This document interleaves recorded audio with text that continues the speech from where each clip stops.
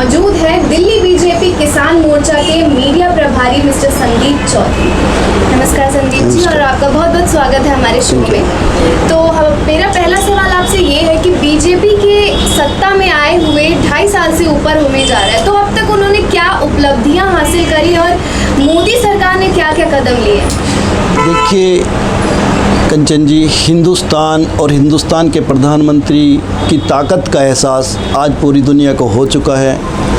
America के राष्ट्रपति mister Barack Obama को कहते सुना कि वो मोदी जी को सुनना पसंद करते हैं। इंग्लैंड के प्रधानमंत्री को कहते सुना कि वो मोदी जी को फेसबुक व ट्विटर पर फॉलो करते हैं और मोदी जी की सोच सबका साथ सबका विकास से बहुत ज़्यादा प्रभावित है। चाइना के राष्ट्रपति को गुजरात में मोदी जी के घर ज़मीन पर बैठे सारी दुनिया ने देखा। दिल्ली गुड़गांव मेट्रो में फ्रांस के राष्ट्रपति को मोदी जी के पीछे घूमते सारी दुनिया ने देखा। फ्रांस की अफ़गानिस्तान की संसद का उद्घाटन करते मोदी जी को सारी दुनिया ने देखा। पाकिस्तान में मोदी जी का स्वागत होते सारी दुनिया ने देखा। पाकिस्तान में घुसकर सर्जिकल ऑपरेशन होते सारी दुनिया ने देखा। ये है जलवा हिंदुस्तान का, हिंदुस्तान के प्रधानमंत्री का। जब बात आती है मोदी सरकार की, तो आपको बता दूं, हर क्षेत्र में मोदी सरकार सक्सेस हुई है, चाहे एजुकेशन का सेक्टर हो, चाहे हेल्थ से जुड़ा सेक्टर हो, चाहे भ्रष्टाचार ख़त्म करने का मैटर हो। आज आप मीडिया से जुड़े लोग हैं कंचन जी, कोई एक मैटर आपके पास नहीं है जहां से कोई भ्रष्टाचार का मामला आपके पास आया हो। तो उसके अलावा जो मोदी जी ने कदम उठाया था बेटी बचाओ और बेटी पढ़ाओ, उस पर अभी तक क्या कदम उठाए गए हैं और कहां तक पहुंची ये योजना? देखिए कंचन जी, बेटी बचाओ बेटी पढ़ाओ एक राष्ट्रीय मिशन है। देश को इसकी ज़रूरत है और हर हिंदुस्तानी इस मिशन से जुड़कर गर्व महसूस करता है। और आपको बता दूं कि 60 सालों के बाद आखिर मोदी जी को ही क्यों बेटी बचाओ बेटी पढ़ाओ की ज़रूरत महसूस हुई, ये एक राज की बात है। मोदी जी को कुर्सी का शौक़ नहीं था, मोदी जी को प्रधानमंत्री बनने का शौक़ नहीं था। देश की कुछ पीड़ाएं थी, माताओं बहनों की कुछ पीड़ाएं थी।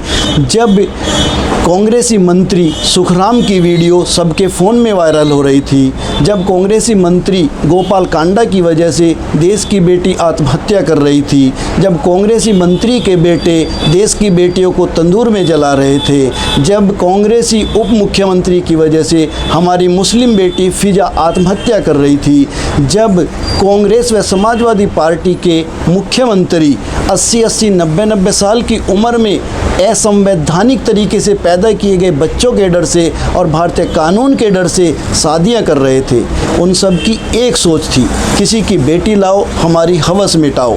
तब देश परेशान होकर मोदी जी को लेकर आया और मोदी जी हमारे लिए लाए बेटी बचाओ बेटी पढ़ाओ।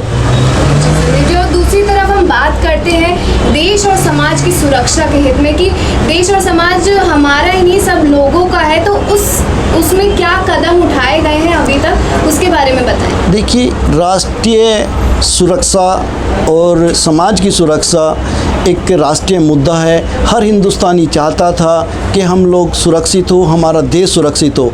इसके लिए मोदी जी दिन रात मेहनत कर रहे हैं, काम कर रहे हैं ताकि किसी भी प्रदेश की हालत कश्मीर जैसी ना हो सके।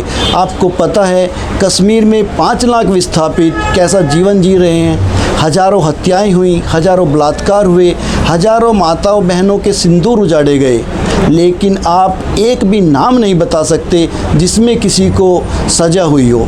और आपको बता दूं कि उत्तर प्रदेश को कश्मीर बनाने की तैयारी मुलायम सिंह और आजम खान कर चुके हैं। उसी तैयारी का हिस्सा कैराना है, उसी तैयारी का हिस्सा कांधला है, उसी तैयारी का हिस्सा देवबंद है, उसी तैयारी का हिस्सा अलीगढ़ है और उसी तैयारी का हिस्सा रामपुर और मुरादाबाद है। जी, और मैं ये पूछना चाहूँगी कि आप हमेशा इलेक्शंस के टाइम पर वोट फॉर बीजेपी और वोट फॉर मोदी क्यों कहते हैं? एक्चुअली वोट फॉर बीजेपी इसलिए कहते हैं कि राष्ट्रीय पार्टी है, राष्ट्रहित की पार्टी है, क्षेत्रवाद, भाई भतीजावाद, भ्रष्टाचार को ख़त्म करने वाली पार्टी है। इसके साथ चलो। और वोट फॉर मोदी इसलिए कहते हैं क्योंकि युग पुरुष युगों युगों में जन्म लेते हैं। राम जन्म हुआ, राक्षस मुक्त भारत माता, कृष्ण जन्म हुआ, कौरव मुक्त भारत माता, शिवाजी जन्म हुआ, मुगलों से मुक्त भारत माता, भगत सिंह जन्म हुआ, अंग्रेज़ों से मुक्त भारत माता, और जब मोदी जी का जन्म हुआ तो कांग्रेस और भ्रष्टाचार से मुक्त भारत माता। जी, और मेरा आखिरी सवाल आपसे ये है कि आप देशवासियों से ऐसा क्या कहना चाहेंगे कि वो आपके बीजेपी सत्ता के साथ जुड़े रहें और आपके साथ ही चलें? देखिए कंचन जी, हम हिंदुस्तान में रहते हैं, देवी देवताओं की पूजा करते हैं, कैलाश मानसरोवर की यात्रा करते हैं, अमरनाथ की यात्रा करते हैं, वैष्णो देवी की यात्रा करते हैं, गंगा माँ की आरती करते हैं, भारत माता की पूजा करते हैं, तिरंगे को जान से ज़्यादा प्यार करते हैं। लेकिन कुछ लोग ऐसे भी हैं जिन्हें इनसे प्यार नहीं, जो लोग याकूब मेमन को बचाने के लिए रात में कोर्ट जा सकते हैं, जो लोग ओसामा बिन लादेन की मौत पर आंसू बहा सकते हैं। फैसला आपको करना है कि गो हत्या करने वालों के साथ चलना है या गो रक्षा करने वालों के साथ चलना है। फैसला आपको करना है भारत माता को बचाने वालों के साथ चलना है या याकूब मेमन को बचाने वालों के साथ चलना है। फैसला आपको करना है गो रक्षा करने वालों के साथ चलना है या गो हत्या करने वालों के साथ चलना है। फैसला आपको करना है गंगा मैया को स्वच्छ करने वालों के साथ चलना है या गंगा मैया को गंदा करने वालों के साथ चलना है। फैसला आपको करना है हिंदुस्तान के टुकड़े नहीं होने दूंगा कहने वाले मोदी जी के साथ चलना है या हिंदुस्तान तेरे टुकड़े टुकड़े होंगे कहने वाले गद्दारों के साथ चलना है। फैसला आपको करना है ना खाऊंगा ना खाने दूंगा कहने वाले मोदी जी के साथ चलना है या भ्रष्टाचारियों के साथ चलना है। जी, धन्यवाद संदीप जी, आप हमारे शो में आए और ये थे हमारे युवा नेता बीजेपी के। और देश विदेश की तमाम खबरों के लिए देखते रहिए दम तक।